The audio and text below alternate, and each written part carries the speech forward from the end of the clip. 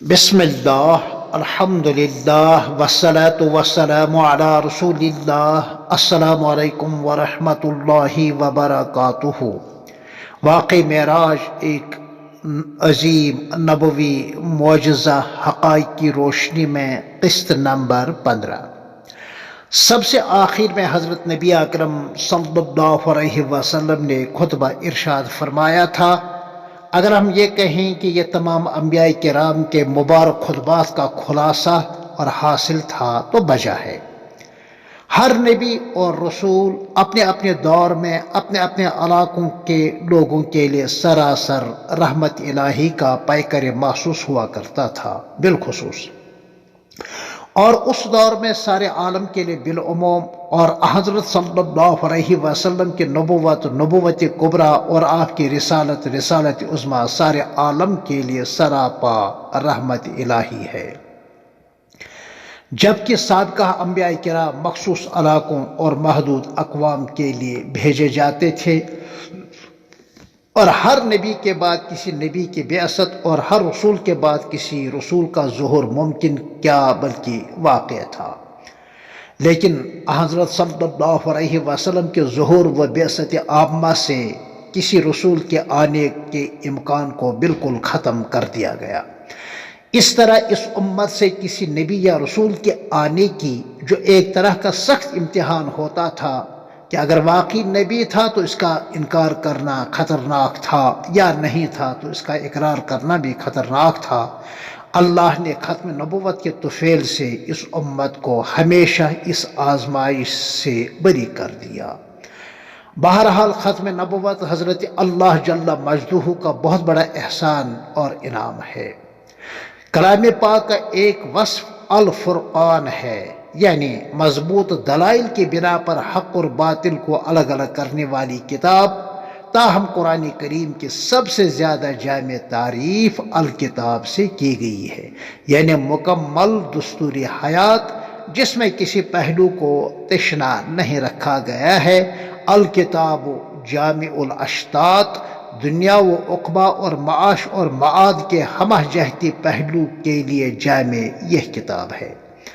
لفظ القرآن بھی الکتاب کا وصف لازم ہے، یعنی حضرت اللہ جل شانہ کی وہ مکمل نازل شدہ محفوظ کتاب جس کی تلاوت بار بار اور کثرت کے ساتھ ہو، جس کے مقدس حروف اور کلمات اور آیات ایک دوسرے کے ساتھ بالکل مربوط ہوں۔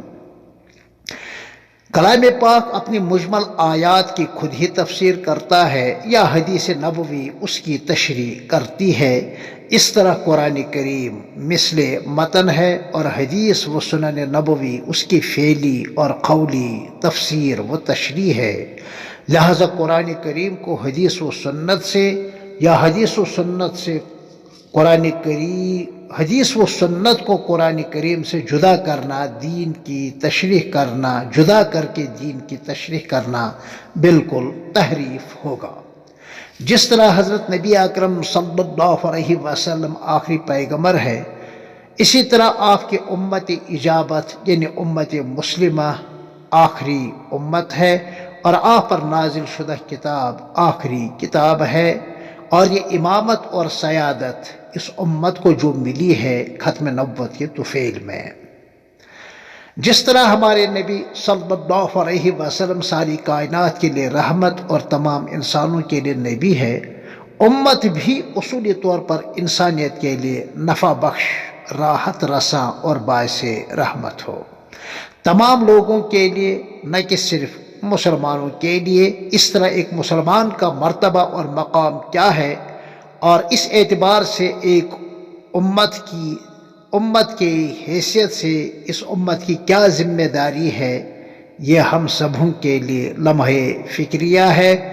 جبکہ اس امت کا منصب کنتم خیر امت اخرجت للناس، پوری انسانیت کے لیے خیر خواہی، بھلائی اور نفع رسانی ہے۔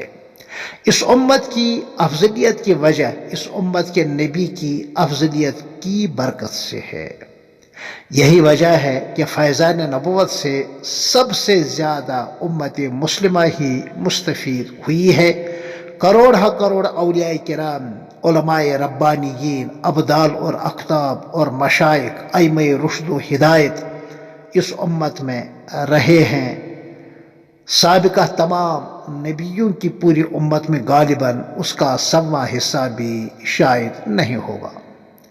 شرح صدر نبی ہی کے ساتھ مخصوص نہیں ہے، اس کا حاصل یہ ہے کہ ایک صاحب بصیرت، عالم و عابد کا کسی مسئلے کے بارے میں قطعی طور پر مطمئن ہونا، جیسا کہ ائمہ مجتہدین کا اجتہادی مسائل میں سے کسی ایک مسئلے کے بارے میں دلائل کی روشنی میں ان کا مطمئن ہونا اور اس کو مذہب قرار دینا، یا مثلا منکرین زکوٰۃ کے خلاف حضرت صدیق اکبر کا اعلان جہاد کرنا، شروع میں حضرت فاروق اعظم اور بہت سارے صحابہ کرام کا اختلاف کرنا، پھر حالات اور نصوص کی روشنی میں ان کا شرح صدر ہونا کہ صدیق اکبر کا اعلان جہاد بالکل بجا اور صحیح ہے۔ اس طرح کی بہت ساری مثالیں کتابوں میں مل سکتی ہیں۔ یہ شرح صدر علماء اسلام کو ہوتا رہے گا، جو دراصل اسی نبوی فیوز اور برکات کا نتیجہ ہے۔ لہذا شق صدر اور ہے جو تقریباً سیرت طیبہ میں 4 مقامات پر ہوا ہے، اور شرح صدر اور ہے، دونوں کی حقیقتیں الگ الگ ہیں۔ پھر ملتے ہیں اسی عنوان کے تحت قسط نمبر 16 میں۔ تب تک کے لیے السلام علیکم ورحمۃ اللہ وبرکاتہ۔